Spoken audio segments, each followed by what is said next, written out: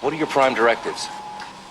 Serve the public trust, protect the innocent, uphold the law. Hello and welcome to Bench Movie Club. My name is Ben. I'm Charlie. Each week we discuss a different film that either one or both of us like. And this week we're talking about the 1987 classic RoboCop. I like how you said that neither one or both of us like. Yeah, well, exactly. Yeah. Well, I picked RoboCop because I love it. I reckon it's probably my second favourite film. What's your first favourite? American Werewolf. Oh, okay. Yeah, but we've done American Werewolf. It's conceived by Ed Newmere while he was working on Blade Runner. He came up with this idea of a cop who is an android. Worked on it with someone else, and it sort of developed into the idea of RoboCop, which loads of directors turned down purely because of the title, because it just sounded like stupid. It's a good title though. Well, it says what the film is about, RoboCop. Yeah. You know? But they all thought it was a bit too childish. I know you think that I actually thought, right, oh, fucking hell, I've got to sit through this again. Yeah. But because we made you watch it a couple of years ago, didn't I? No, you made me watch it a couple of months ago because you said, oh, how come she's never seen RoboCop? No, I'm sure it was when you was at the gym. No, because you said to me, you goes, RoboCop. Oh, you ain't seen it. And a couple of other people said, how can you have not seen that? And I was like, well, I just haven't seen it. Yeah. It didn't appeal to me. Yeah. And I love 80s films anyway. So I sat down and watched it and I was like, oh, okay, it's all right. Because I think I was on my phone a lot. And I think it's because I was forced to watch it anyway. So I was expecting much of the same this time round. But surprisingly, I actually really liked it. Really? I actually really enjoyed it. Oh, okay. I see it in a completely different light this time. Yeah. I think it's very basically futuristic. Yeah. I think it's like I can look at that and think this is basically what we're living in now. To. The way the world is very similar to what the world is turning into. I found the group of gangsters fantastic. They was all really, like, individually really good. It's very dark humour. It was the story behind it. It was more than just what I thought it was, like some robotic cop going around killing baddies and all that kind of stuff. But I didn't pay attention to it last time, and I didn't expect to like it, and I actually really did enjoy it. I actually thought, I fancy watching number 2. You know what? Number 2, I actually really like. Number 2, some people slag it off because it's not, nothing's ever as good as the first one. No. But as far as sequels concerned, they should have stopped at number 2. For me, because after number 2, number 2's got some really great. It's pretty much the same sort of sense of humour. It's very dark humour, like the little commercial breaks all the way through it, and like this silly adverts and how the future is, and the news things. But then they made part 3, which was terrible because with part 3, they went, let's make PG-13. First one's X-rated, the second one was X-rated. And then they drop all the way down to like a PG-13 film. Yeah, we've had this agreement before where we said, like, with most films, the first couple are good, and whenever it comes to a third film, they seem to lose it a bit. Or even if it's okay, it's not as good as the first couple. It's sort of like they sort of jump the shark a little bit on the third film. Which we've noticed that with a few, like things with Aliens and with the Back to the Future. Terminator. There's lots of stuff. There's loads of films. When it's the third one, it's like, no, they drop the it's ball. not the same. Yeah. But no, I actually really surprised myself. I actually didn't sit there going, oh, how much longer has this got? I actually found it really good. It was a really good film. And I surprised myself. I thought he's not going to expect me to say this. He's going to expect me to sit there going, oh yeah, fucking load of shit, boring, blah, blah, blah. But yeah, no, it's a really good film. I really enjoyed it. And it's got a lot more to it than what I expected it to have. The story it's like, obviously with the story, the young police officer that gets killed on his first day. And then they use his body to turn him into like a half human, half robot. Yeah. That is this futuristic kind of police machine. What I didn't get is when they said there's a bit when they said they cleared his memory. If he cleared his memory, how does he remember his child, his family, and remembers his partner? Yeah, well, they think because they treating him like he's a machine. So they say, oh, we've wiped his memory, but because he's human, and you think he's the human part, he's still got his brain in there. It's feeding back on his memory. So slowly throughout the film, like when she sees him, she recognises him, and she's saying, Murphy, it's you. Yeah. And he's thinking, his brain starts working more like a human, less like a robot. So at the beginning, I mean, obviously he's human, then he turns into this robot, which is very sort of matter of fact. Dead or alive. It's a good costume as well. Bang, bang, bang. Yeah, it's not too much. It's very like apparently they come out with a few designs, and I think there was an actor that they had before, but he was too big. And Well, they wanted Schwarzenegger at one point, but they said he looked like the Michelin yeah, Man you and all need that. a skinny sort of person Yeah. to build the costume over, and he looked really good because he also had quite big lips. Yeah. So like if you're only looking at that part of his face, it's sort of very defined. Yeah, it's But yeah, no, I actually really and enjoyed it. I for was surprised him- myself. For him, that was torture because the weather at the time was between 32 degrees Celsius and 46 degrees Celsius. Yeah, he was losing about £3 a day in sweat. And he was only a skinny bloke anyway to start off with. Yeah, so the guys who wrote the original, they was sort of being pressured to write the second one, and because the studio couldn't wait, Yeah. they went on to make part two, which, as I said, is quite good. But they've actually written another one called RoboCop Returns in January 2018, which ignores all the other sequels and all the other. It goes straight on from this one, but it's in development at the moment. Those Is it same cast? well, I imagine it might be, but then Peter Weller's pretty old now. Yeah, so You know, so even if he you might look not at be that able part to- of his face, you're not might yeah. They could possibly just get another actor and just never take off the top part of the helmet. So, which was what they've done with other sequels, because he Of course, only yeah, done 1987, isn't it? Yeah. So he is going to be a lot older. he only done like the first two, and then that was it. Right. And it was originally going to be directed by Neil Blomkamp, who done District 9, and he had like an idea for an Aliens sequel, which ignores all the other Aliens films, and he's now been replaced by Abe Forsyth, who's like some Australian director, made Little Monsters, and it's called RoboCop Return. So if that comes out, I'm not overly excited, because even though it has got the original writers, sometimes I think things are better as standalone. You know, I think they've done all right with this. The second one's good. It's got good moments It's in it. leave you wanting more kind Yeah. of thing. You know, I think you want more, then you get more, and you look and go, oh, actually, no, I think I preferred just having the one that I wanted. You know, I don't think anything ever lives up to your expectations. No, but it's the studio behind it that's them thinking, how much money can we get out of this? Yeah. They made like a cartoon in '88, which were on for 12 episodes. I mean, I don't know how you'd make a cartoon. They done a live action series which had a character which was meant to be a bit like, the guy who goes into the toxic waste at the end. Yeah, I like He's like, falling about. Because And if you don't die, that's it. He's mutated yeah, for the rest of and his you life. can hear the pain he's in. He's saying, "No, help me," going over to. And his face, his eyes popping out, and his face is all melted, and his hands are gone all like, Well, they tried to have a character like him in the series as if he didn't die. He got splattered by a car. That's like... No, he doesn't get hit by a car, does he? He did, because he's covered in... He's walking out toxic waste, and he walks in front of that Clarence Bodica's car as he's getting chased. And he okay. goes, I didn't know if he That's did. why he crashes the car. Right. Because he's stumbling about. Because I thought even if he doesn't die, he's mutated, so he's got to live like that. The MPAA wanted them to remove that scene of his acid death. Why?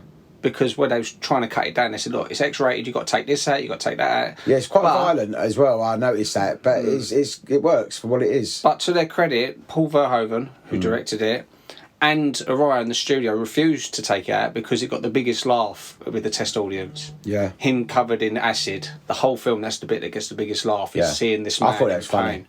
Yeah, and I liked that. I think it's where he's a European director. You know, before this, he directed a film called Turkish Delight in '73, which was the most successful film in the history of Dutch cinema.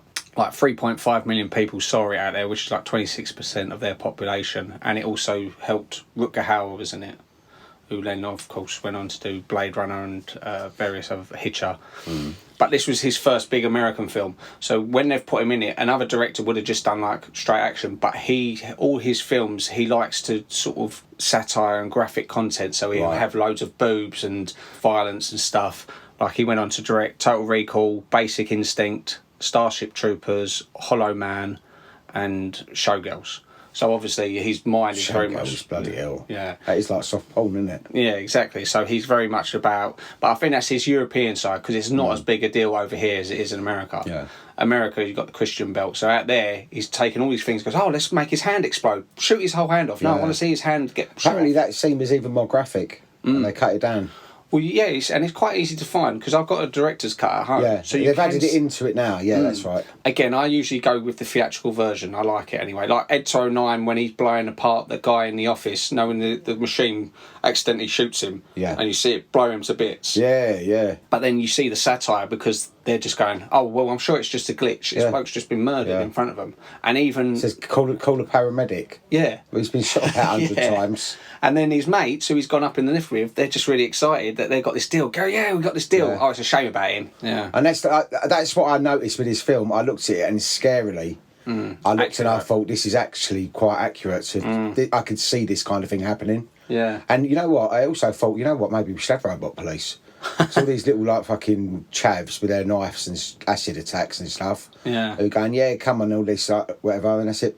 Bang, you're gone. When the film was released, now this sort of puts you in the time when it was. So obviously the film came out in 87, VHS came out in 88. So this gives you an idea of what a big deal video was at the time. Yeah. When it was released on VHS in early 88, it cost $89.98. What do you mean? That's how much a video was back then. No. In the late 80s. No, they weren't that much. It's about Well, you got to remember, $11.99. we used to get but this is in America. When it was released at $89.98. Maybe that might have been like somewhere like Blockbusters when they sold them sort of first off. Like this when the film come out. But then when they was released in like things like Woolworths or supermarkets or whatever, videos was probably about, say, $9.99, $11.99. No, I remember them being more than that. No, not that much. Well, I used to buy videos all the time, Charles. Yeah, but we used to get pirates all the time. No, but I used to buy videos from like things like WH Smith's and Woolworths, and the average price when a thing was released, there was every now and again you'd have something like Blockbusters where they'd rent it for the first time. They might have had a copy for sale, which might have been rental 88 copy. quid. Yeah. Well, I don't know if this is just in America, but I know it's also been referenced in, amongst other things, like in Family Guy, there's a bit where she talks about, I've got E.T. on video, it only cost me $300, and they're like, but you can keep that now forever, as if it was such a big deal owning it. The demand for the rentals outstripped the supply, and there was one copy for every 100 households. That's how many rentals there were. So people would join waiting lists to rent things. Really? Now, I remember that. I remember waiting lists, yeah, So I remember that. When it was a really big film. Yeah. Like you had to wait a couple of weeks to see it. And at the time, there was long waiting lists for several films. The longest was for RoboCop, and it beating out Dirty Dancing, Platoon and Predator. The central theme of this, especially with its time, it's like Reaganomics. At the time, you had Ronald Reagan, and it was all about businesses. Yeah. And they was talking about privatising hospitals and stuff like that. And this was just the makers taking it to the next level. Privatising the police. Yeah, privatising police and privatising everything. Corruption as well. And like you said... It's basically what's going on now. It stars Peter Weller, as we mentioned. He mainly got the job because... physically he was right for it. I mean, he's a good actor, and they knew he had a big sci-fi fan base because he'd done a film called The Adventures of Buckaroo Banzai Across the Eighth Dimension. He also done Naked Lunch. I've got to mention this for our brother's sake. He was a lecturer at Syracuse University, where he has a master's in Roman and Renaissance art, and he hosted a program called Engineering and Empire. Nancy Allen, of course. Carrie.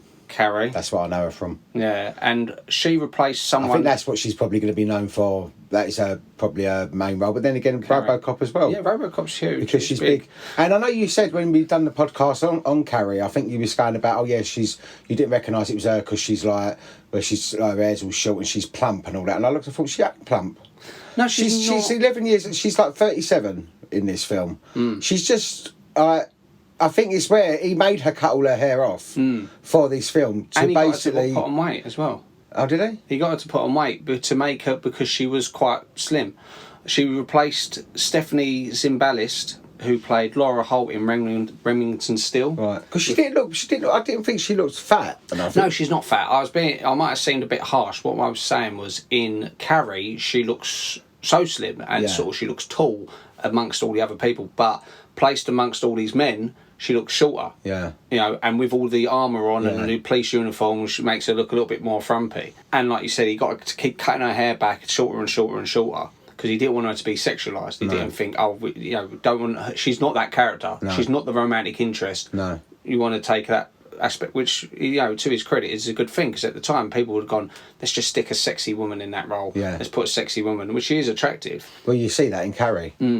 But Stephanie Zimbalist, who was Laura Holt in Remington Steele with Pierce Brosnan. Yeah. That series had been cancelled, and she got this job in RoboCop, and it was like a couple of weeks before filming she found out, no, it's been picked up again, and because of her contract she had to go back to Remington Steele. So that's when they got Nancy Allen in it. In one of the commercials, you wouldn't have noticed this because I never noticed it, and I've seen the film 100 years' time. John Landis is in one of the commercials. There's an advert with a dinosaur walking about advertising a car, and it's got a guy pointing. That's John Landis. Okay. It was only when I looked up and I see it was him. I know there was an actor called Miguel Kaufman, the one who plays Bob Morton. Oh no, Miguel Ferrer. Oh, is it? Right, Yeah, I've got Kaufman. That might have been his middle name. Right, anyway, well, him. Yeah. I was watching it and I was going, I know his face from somewhere. It really bugged me that I had to Google where I knew him from. Yeah. And I know him from The Assassin. Or Point of No Return. Oh, is he? In America. Yeah. The one with Bridget Fonda. He's actually when she gets taken to that government camp where they train her to speak well, to fight, to learn languages, to eat, to like to be a lady. I've not seen that film since I was about 12. He is like the boss of that. He's like the main boss, and I knew I recognised him because I thought I know his face. Yeah, he got quite lucky with this because at the time he wasn't getting a lot of work, and he thought I'll just do anything. Obviously it's a great part to play. Yeah, because he gets to be an arsehole, sniff cocaine off women's boobs and stuff like that. He was also in Hot Shots Part 1 and 2, Blank Check, Project Alf. I only mention that because I see it once. It's a weird film. He's George Clooney's cousin as well. Oh, is he?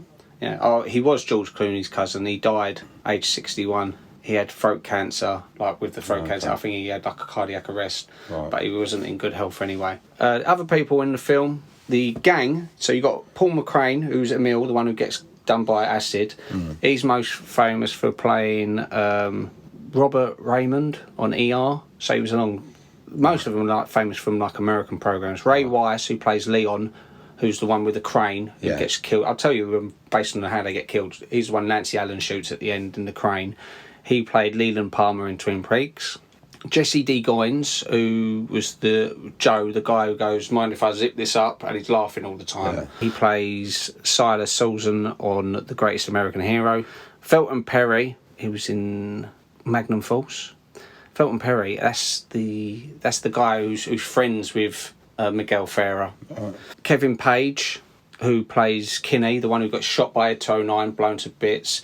He was most famous as Steve Byrne-Jones on Dallas. Leela Gibbons, who's the newsreader, she actually became a big daytime talk show host on a programme called Lisa from 93 to 2000. Now, none of this would matter any to us, but just in case there's an American audience listening, they'll go, oh, you didn't mention neighbours in this. Yeah. That's what they know him from. Daniel O'Hearley, who plays the old man who runs the company.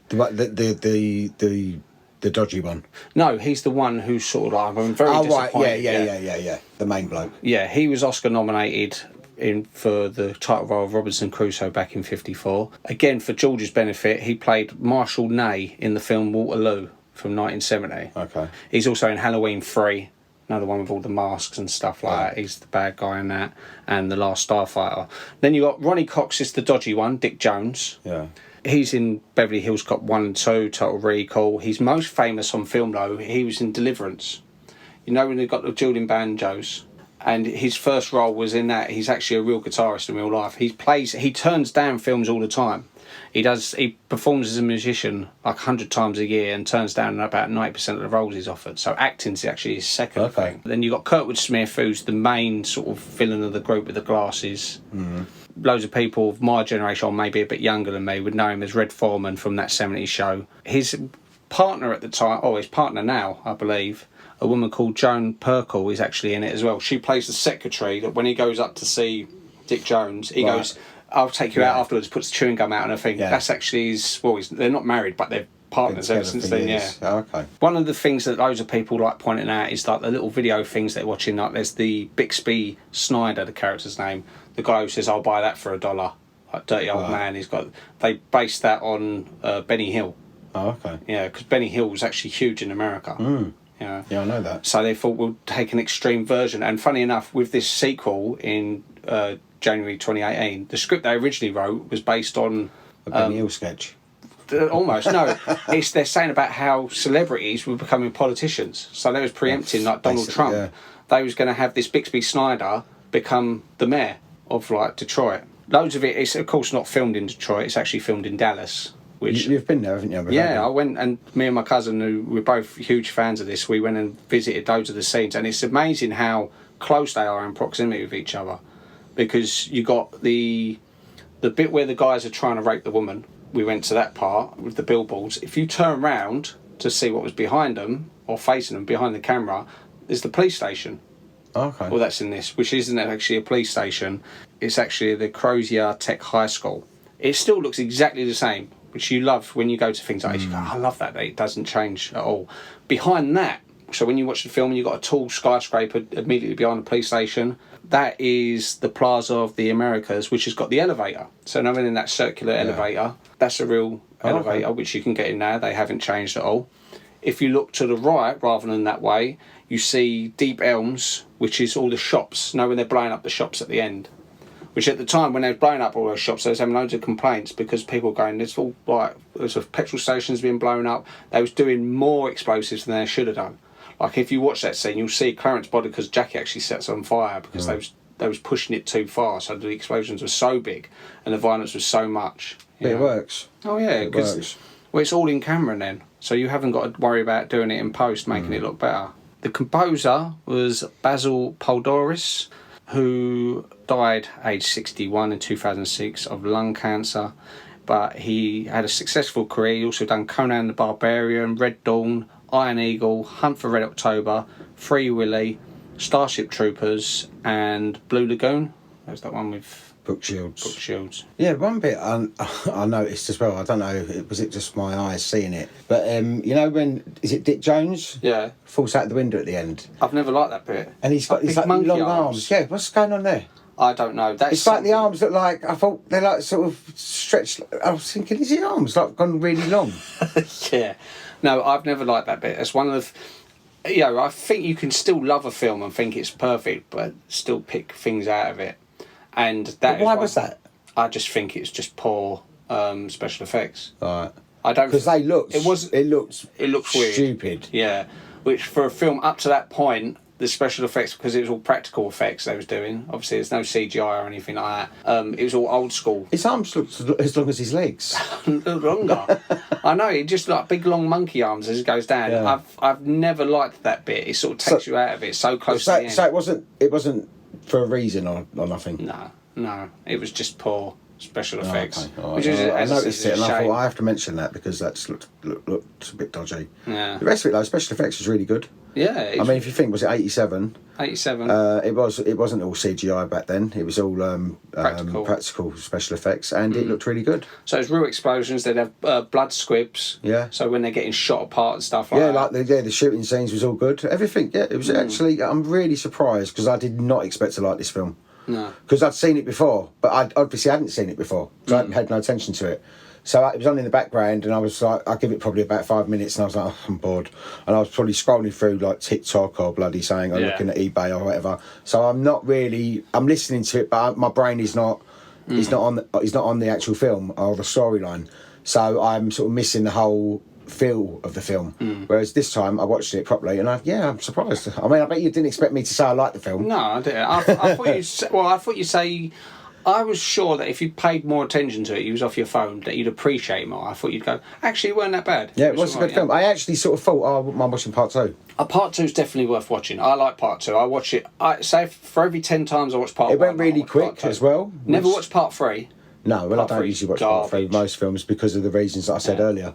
But yeah, it's quite pacey films. They both are. They don't sort of linger too much. Yeah. You know, they get straight to the story. Sequence. Like, I like the when he breaks it. Like when the store's being robbed. Yeah. And he bends the bloke's gun and then he just chucks him into the. Yeah. So and I like fridge. I like this. As I've got older, I appreciate more the emotional side of him losing his family when he goes back to his house. And he sees it's now for sale. Obviously, his wife and son have moved far away. Yeah. You know, and he's got the memories of it still. Yeah. Because he's dead. Yeah. He's half alive with memories, but he can't do nothing about that. Because it's obviously in the shadow of Terminator. Terminator came out a few years earlier. and loads of people assumed, oh, it's going to be just like Terminator. Well, it's not. It's a completely different type of film. Whereas, especially the first Terminator is it's almost like a horror film, the way he's pursuing them. Whereas this isn't a horror film. This is more just like a satirical take on. You feel big sorry business. for him as well. You do feel sorry for him when they're trying to kill him because of the boss man, and then they're shooting him out, and then she finds him. Yeah. And then she sort of takes him. They drive off, and then he sort of starts healing himself, fixing himself. It's a bit like the story of Frankenstein in a way. Sort of, yeah. Because where Frankenstein's getting hunted down. Yeah. You know. But he's a good person, so that's why Yeah. she's remembered him from one day they worked together. That she remembers him for what he was. Did you look up on Rotten Tomatoes? Yeah, Rotten Tomatoes was the critics was 91%, and the audience was 84%, which I think is pretty good. That's really good. I didn't think the critics would be as high. No, it's good. Just because we're Because of the arms. Yeah, I thought that at that point the critics would just go, oh, it took me out of it. But I know as a kid, this was like, for many people my generation, this was the go-to film. Like when I read about it being constantly I remember you and George out. loving it, RoboCop, Yeah. but for some reason, when I was younger, I was more into all that sort of teen kind and of horrors. John Hughes horror films. Yeah, which this is Or neither. Porky's. Yeah, That was the only glimpse of porn that we had back then. Yeah. No, but that was the kind of thing I was into, like the John Hughes type stuff, where you and George loved like sort of Terminator, and I think I was late to the game with Terminator as well. Yeah. A lot of these films that they was there, but I just went, nah, it doesn't sound like my cup of tea. But I enjoyed Terminator. Yeah. So maybe I've got to give certain things a chance, like with RoboCop. I straight away I went, nah, dismissed it. No, I won't like that. I won't like that. And I watched it, and I actually really did enjoy it. And it was a really good. It's a good storyline. I think that's what it is. It's well acted. It's got some really good cast. As I say, even the gang member are all really good. Yeah. Individually, like each of them. They're very very colourful characters. Yeah. No, I've always liked that. It's one of those gangs, because when you watch films, especially films with action films, funny enough. Now, everyone my age loved like the Schwarzenegger and Stallone action films, but the vast majority of them are ones which you just think it's by the numbers. He has some line and he kills the bad guy. You don't care about the bad guys. And this, like you said, they're funny. You like them because they're such arseholes. Yeah. But they've got personalities. They're all completely different. Yeah. When things happen to them, you don't feel sorry for them. You think, oh God, so that's how he died. But you know which one's dead. Yeah. It's Yeah, like, remember. oh, which one's that? Oh, I don't remember that one. You know each of them because they've stood out. Yeah, they've stood made out an earlier impact in the and film. he's- Yeah. Yeah. But I liked them. Yeah, that was really good. Yeah, and they weren't sort of just like coming along saying like some smart aleck line and that's it. They looked like they was really enjoying themselves. You know. But the scary thing with this film, I look at that and I look and think I could see that's our future turning into that. Maybe not in my lifetime, but not long after. No, I think it's like now. It's quite apt to how it is now. He actually got Peter Weller and those gang. They actually got on really well in real life. So in between the sets, they'd all be sitting down eating because he was eating really healthy. Where he was a marathon runner. That Clarence Boddicker. Who was eating healthy? RoboCop. Oh, Because he was an athletic person. That's why he also got the role, because he was in good shape. He was making sure he wasn't eating like loads of crap in his body. Clarence Boddicker's gang were all on the same sort of trip at the time, and they was all getting on well together. So they'd all have lunch together, which I always think is quite funny. They're thinking of them sitting there with RoboCop eating lunch together. Although he often only wore half a suit. Yeah, well, in the car scenes they said, but it makes sense because you're not going to be able to sort of sit down in that outfit. No, and it was awkward enough. It's hard enough probably him getting into a car in that outfit, so let alone sitting in it and pinching in all places, it's not going to be comfortable. For me as a kid, this was one of those films that people quoted constantly as well. It was such a cultural impact on on my generation. Now I'm going to touch on very briefly the remake, and it's total garbage. It's the same storyline.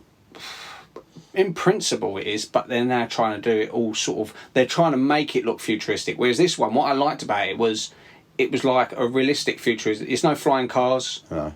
It's just things have gone.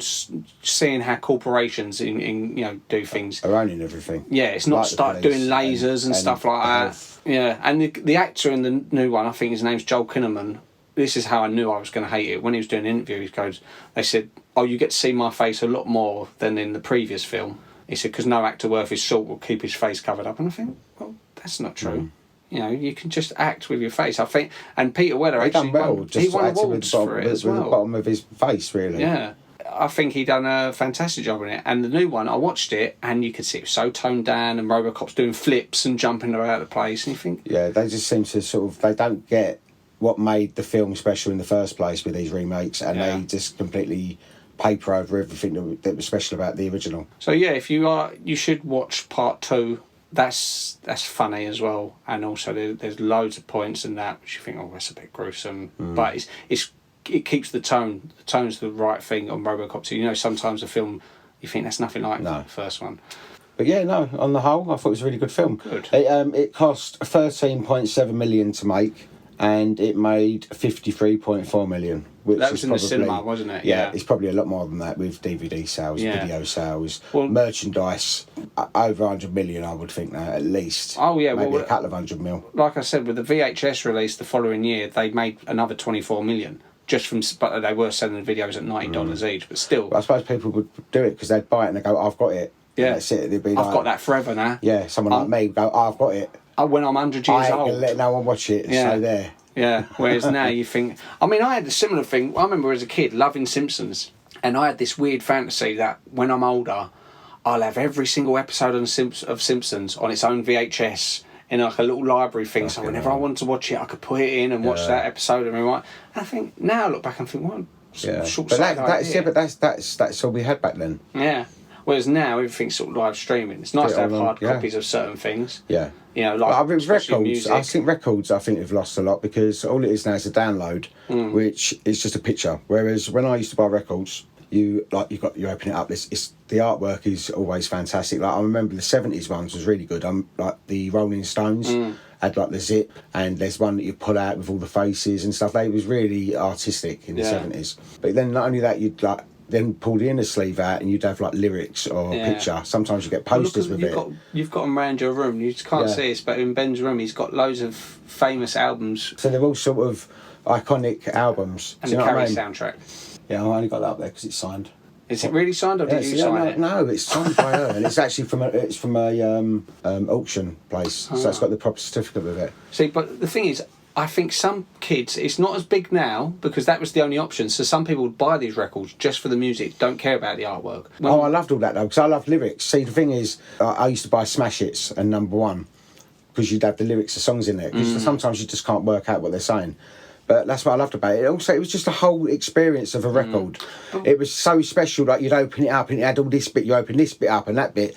And as I say, there were sometimes posters or something like that come with it. And it was so much. Now it's just a picture that you can't even zoom in on. I just got back from holiday with Lily, and out there, like her favourite thing she just bought is a vinyl, and I can't remember what she calls it, but it's like this Japanese music, and it's got really nice artwork on the back.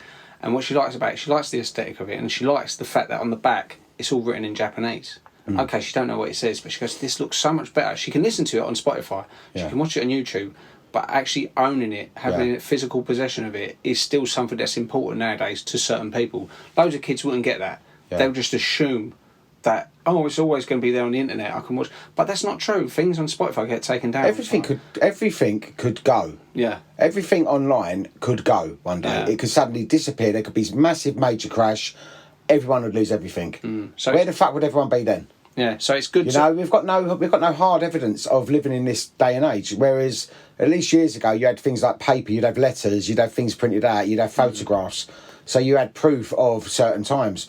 If anything was to happen, like in history, say like 1,000 years from now, people are going to go unless it's logged. But it could easily, because it's electricity. It could easily go. Yeah. If electricity goes, then there's no proof of what we've been doing for the last sort of 20 odd years. Yeah.